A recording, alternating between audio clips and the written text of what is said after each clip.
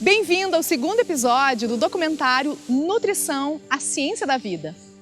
Atenção! Caso você não tenha assistido ao primeiro episódio, você precisa pausar esse vídeo e assisti-lo agora mesmo, antes de continuar. A série foi construída para guiar você em uma ciência complexa. Por isso, é importante que você assista ao primeiro episódio antes deste. E eu quero te pedir um favor. Foque a sua atenção apenas neste vídeo. Elimine as distrações durante os próximos minutos para extrair o máximo de conhecimento para você. Queremos te agradecer pelo seu comentário aqui abaixo. Com a sua ajuda, criamos uma comunidade de profissionais da saúde. Hoje, o Gabriel de Carvalho irá te conduzir na interpretação do questionário do rastreamento metabólico. Por isso, se possível, esteja com ele em mãos. Ele ainda vai te ensinar os pilares para o diagnóstico nutricional da alergia e sensibilidade alimentar. Fique comigo, pois estamos só começando.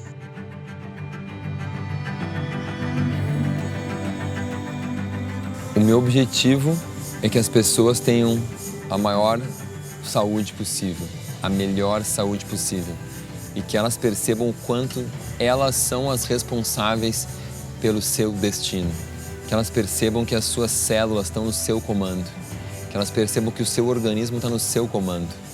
Que a vida de cada um de nós não é obra do acaso, é um produto das nossas escolhas. E que nós somos os agentes fundamentais disso. E que a gente está aqui, nessa vida, para ser feliz ao máximo. Não é para sofrer. O sofrimento, ele é opcional.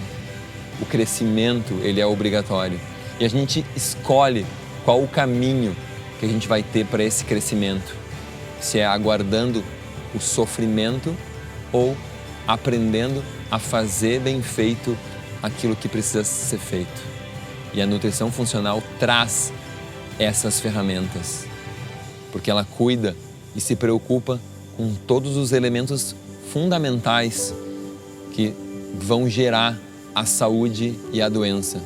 O alimento, o movimento, o pensamento, e as emoções e o espírito.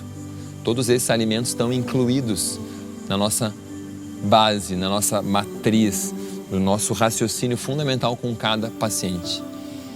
E quando a gente percebe isso, a gente percebe que a gente tem o poder nas nossas mãos, o poder de determinar o nosso destino.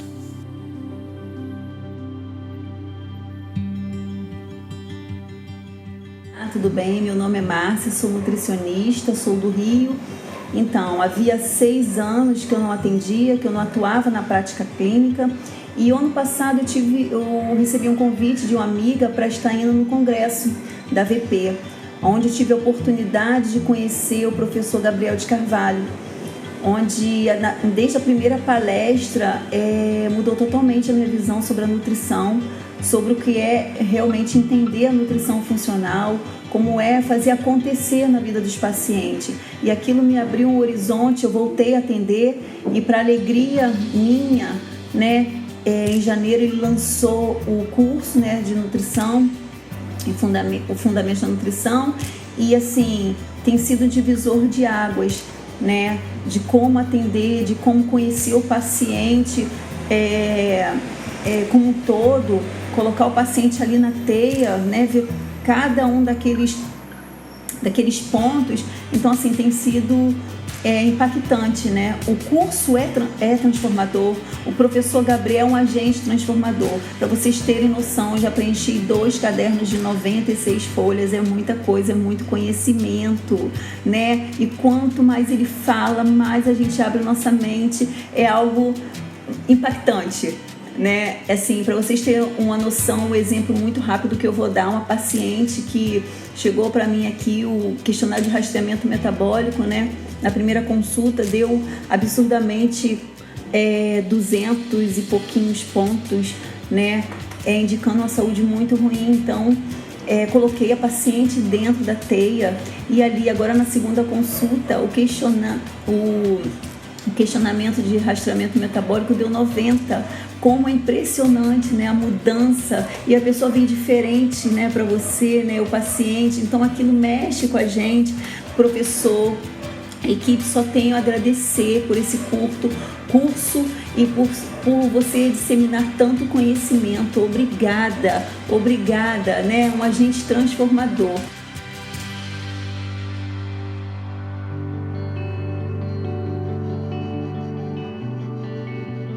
Então agora você está com o seu questionário de rastreamento metabólico preenchido aí e vamos então trabalhar nessa interpretação, entender como que esse questionário funciona. Então a primeira coisa que você observou ali foi aquela escala de pontos. Então normalmente eu peço para o meu paciente responder a cada 30 dias e a minha experiência é usando dessa forma, respondendo a cada 30 dias, porque eu vejo o paciente em geral com um período no mínimo de 30 dias.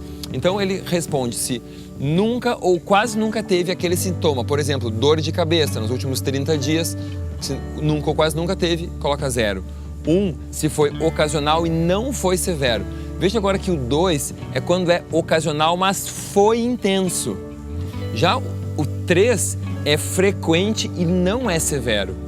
E o 4, frequente e severo, então é o pior dos casos. Então vamos olhar todas as zonas do questionário para você ter aquela ideia então precisa de todos os elementos que são cobertos. Então ali, cabeça, tem ali tonturas, insônia, cefaleia, sensação de desmaio, tem a parte dos olhos com lacrimejamento, os olhos inchados, né?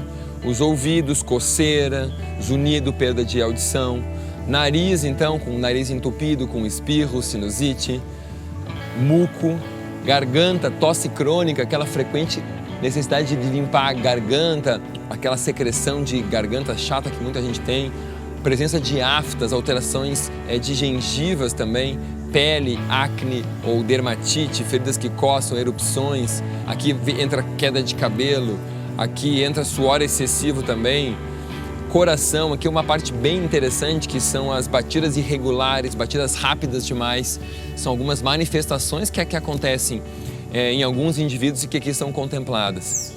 Pulmões, asma, dificuldade respiratória, congestão, a parte digestiva gastrointestinal, então super importante, né? Ou diarreia, constipação, náuseas, vômitos, inchaço, gases, azia, etc. A parte de músculos e articulações, depois energia e atividade e a parte final, mental, com todas as possibilidades, maior parte das possibilidades de sintomas, emocional e ainda alguns outros sintomas como frequente ou urgente vontade de urinar, coceira genital ou corrimento e inclusive edema. Depois que o paciente preencheu tudo, ele entrega esse questionário e você agora está com o seu preenchido aqui e vamos ver então a interpretação. Olha só, menos de 20 pontos. Até 20 pontos são as pessoas mais saudáveis com menor chance de hipersensibilidades alimentares. Mais de 30 pontos, então é um indicativo seguro de existência de hipersensibilidades. Mais de 40 pontos, uma absoluta certeza de hipersensibilidades alimentares e mais de 100 pontos, esses são os pacientes que você tem que ter muito cuidado. São pessoas com a saúde muito ruim e têm uma alta dificuldade para executar as tarefas diárias e podem ter outras doenças crônicas persistentes graves. E são pessoas que, no geral, já perderam muito da sua vida. Estão deixando de fazer muitas coisas corriqueiras no seu dia a dia com a sua família devido à saúde ruim. Então, bastante atenção. E, por um outro lado, são pacientes muito difíceis, porque eles estão tão mal há tanto tempo que eles, às vezes, nem acreditam que eles podem ficar bem. E eles têm muita resistência em começar o tratamento. Então, vá devagar. Trabalhe bem esse paciente em explicar para ele o porquê das coisas, o início dos seus problemas, para que ele entenda o processo como um todo, porque pode ser bastante difícil, ok? Vamos a um outro aspecto na interpretação bem importante. Olha só, o questionário de rastreamento metabólico é útil na detecção de sinais e sintomas associados a hipersensibilidades alimentares ou ambientais, ou seja, a gente também está falando de intoxicação crônica. Então, os dois elementos mais importantes que contribuem para aumentar a pontuação são hipersensibilidades alimentares tardias e quadros tóxicos crônicos, hipersensibilidades químicas múltiplas, ou seja, intoxicações crônicas. Por que você tem que estar presente para isso? Porque nessas situações aqui é que as pessoas desenvolvem sintomas em todo o organismo.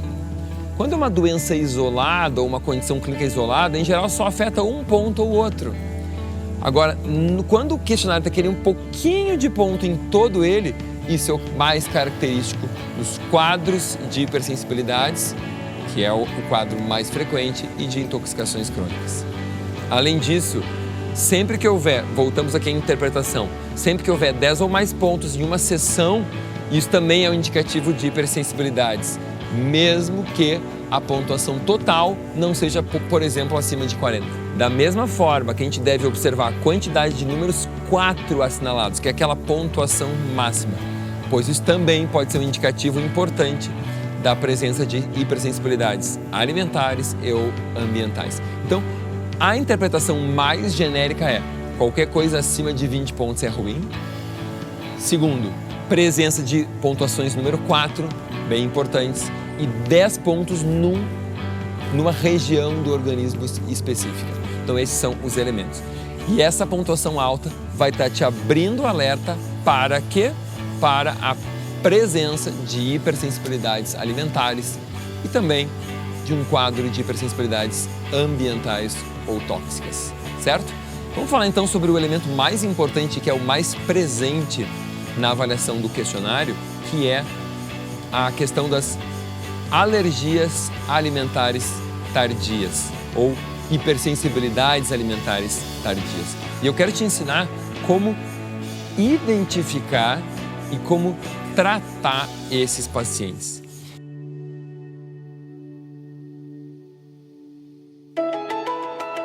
E a primeira coisa que a gente tem que saber aqui é que paciente, quanto mais alérgico, pior o seu trato gastrointestinal. Você vai anotar isso aí. Quanto mais alérgico o indivíduo, é porque pior é o funcionamento do seu trato gastrointestinal. No quesito digestão e no quesito absorção. Lembra do seguinte: a pessoa só reage aos alimentos que ela não digere, ok? A gente não reage a aminoácidos, não reage a glicose, não reage a um ácido graxo. Isso é o que a gente usa até numa nutrição parenteral. A gente reage a partículas de alimentos que não foram degradadas até as suas partes menores. Então, sempre que você pega pacientes com uma pontuação alta, a primeira coisa que você tem que ter na sua mente, estar presente com aquele cliente, é da qualidade da digestão. E lembrar que a digestão começa no preparo da refeição, no preparo do indivíduo para o momento da refeição, o que tem a ver muito com o estresse mental, emocional, ok?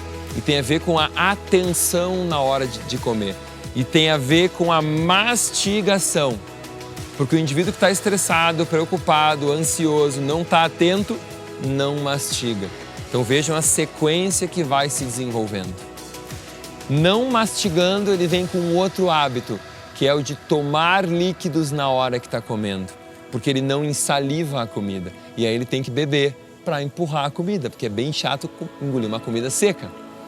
Então ele simultaneamente está estressado, o que por si só reduz a secreção de enzimas digestivas, diminui o seu ritmo de mastigação, porque ele está ansioso, e faz com que ele tome líquidos na hora da comida, diluindo o ácido clorídrico, o que vai aumentar o pH gástrico e vai deixar o estômago num pH que as enzimas gástricas, a pepsina, não consegue ser ativada, porque ela está como pepsinogênio, e para ela ser convertida em pepsina, o pH estomacal tem que estar realmente ácido. Então, quando você toma uma bebida qualquer que tem pH 7, 6, ou 5, ou 8, ou 9, isso é muito mais que o pH 2, em média, que é o pH gástrico. E isso, então, vai gerar uma diluição, e é nesse pH ácido que o pepsinogênio iria virar pepsina. E não virando pepsina, não tem como haver a digestão proteica, que é a mais importante de acontecer no nível do estômago. Além disso, esse pH gástrico é fundamental para a liberação da secretina e da CCK. O que são esses hormônios? São os hormônios que vão ativar a digestão pancreática e a liberação da vesícula biliar, que são aí sim, no duodeno, o principal local de digestão. O estômago começa, principalmente com as proteínas, e ativa pela sua acidez a digestão do nível pancreático e biliar. E aí então tem o principal volume de digestão de todos os carboidratos, de todas as gorduras, os lipídios e também das proteínas. Ok? Então você entendeu que tudo começa na emoção, na mastigação e na hidratação. A hidratação tem que ser feita longe da refeição e não naquela hora ali.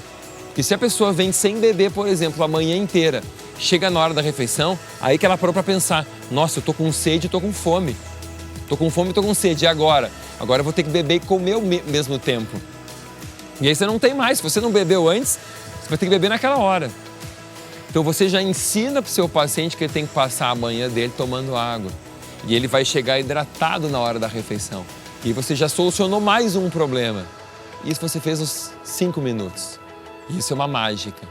Porque aquele paciente que chega com azia, com eructação, com má digestão, com peso, com gases, você resolve grande parte dos problemas dele com essa abordagem. E aí ele vai entender por que a gente diz que nutrição funcional é nutrição que funciona.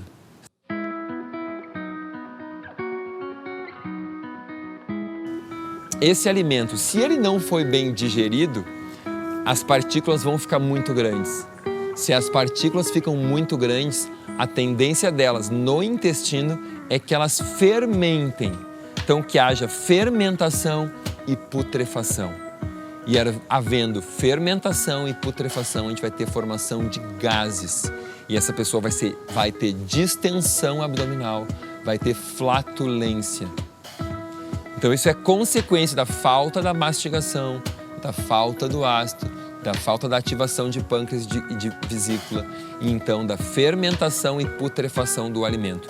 E com isso a gente vai ter mais um elemento, que é a alteração do microbioma já no nível gástrico, se houver essa falta de ácido, mas mais importante, do intestino, que nós chamamos de disbiose. Então é a alteração do microbioma neste momento, neste local no intestino. Mas pode ter disbiose gástrica, no intestino delgado, no intestino grosso, na pele e até nos seios nasais. Mas aqui a gente está falando de disbiose intestinal. E essa disbiose intestinal também é precursora de alergias, porque os tipos de bactérias que a gente nutre, que a gente mantém no nosso intestino, vão fazer o nosso sistema imunológico ficar mais tolerante ou ficar mais reativo. Então, quanto pior o nosso microbioma, quanto mais inflamatório esse microbioma, mais reativo fica o nosso sistema imunológico, menos tolerante, menos ele consegue dizer não ataque esse alimento. E mais o contrário, ele pensa, vou atacar esse alimento, porque ele encara o alimento como uma coisa estranha, um elemento estranho, um corpo estranho. E aí surge a hipersensibilidade. Além disso, com toda essa fermentação, com essa putrefação, com esses alimentos mal digeridos, existe um processo que começa a acontecer, que é a hiperpermeabilidade intestinal. O intestino, como eu digo, começa a ficar como uma peneira velha, um coador muito usado, onde micropassagens viram, entre aspas, macropassagens, macroperfurações, né? Claro que tudo isso do ponto de vista microscópico, mas isso aumenta. E aumenta então a chance do alimento passar antes que a digestão acabe do intestino para a corrente circulatória, por um processo que é paracelular, que não é o enterócito mais que controla, porque essa passagem é pelo lado do enterócito, é uma absorção paracelular. Existem também alterações, quando esse processo é instalado por muito tempo, em que o próprio enterócito capta o alimento mal digerido, grande, no mecanismo de pinocitose. Mas enfim, o que importa é que esse mecanismo ultrapassa os sistemas de controle, de homeostasia, os sistemas de tolerância, e a gente começa a reagir cada vez mais aos alimentos.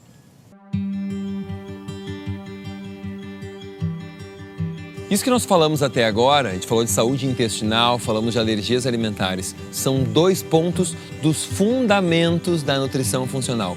Quando a gente avalia um paciente como um todo, esses 2 pontos são muito importantes. Mas não são só eles que vão resolver os casos que chegam no nosso consultório.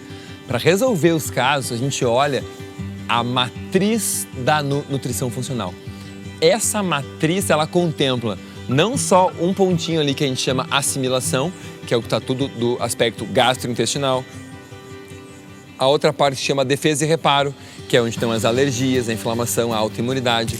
E tem outros aspectos ali importantes, como energia, que é onde está a parte mitocondrial, biotransformação e eliminação, que é onde está toda a parte das toxinas, como a gente lida com os poluentes, etc. Tem a parte do transporte, que são os aspectos linfáticos, a parte venosa, a parte arterial. Tem a parte da comunicação, que tem a ver com os neurotransmissores e com os hormônios, e tem a integridade estrutural, que fala da qualidade das nossas membranas celulares. E no centro da matriz, os aspectos mentais, emocionais e espirituais. Então, eu vou te mostrar uma ferramenta que vai te ajudar a integrar todos esses pontos e conseguir entregar para o teu paciente o resultado que ele tanto espera.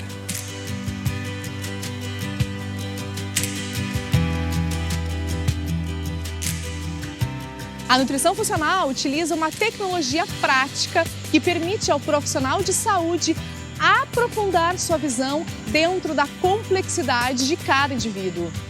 A matriz de interconexões metabólicas que o Gabriel apresentou hoje permite identificar pontos positivos e negativos de cada paciente para direcionar a conduta nutricional assertiva para ele. A matriz da nutrição funcional, que está disponível para você baixar agora, nesse botão aqui abaixo, permite entender a imensidão desse mundo da nutrição funcional que estuda o alimento e o indivíduo como um todo. Conhecendo mais sobre essa área, deixamos nossa alimentação mais equilibrada e nosso organismo responde de forma positiva. Agora, imagine ter ferramentas práticas, aprender a correlacionar todas as queixas, sintomas e ajudar seu paciente a conquistar muito mais do que ele foi buscar quando entrou pela porta do seu consultório. Nos próximos dias, abriremos uma nova turma do curso Fundamentos da Nutrição Funcional com o Gabriel de Carvalho, o pioneiro dessa metodologia. Mas enquanto você espera o próximo episódio, deixa o seu comentário aqui abaixo. Conte para nós o que mais te interessou até agora na série.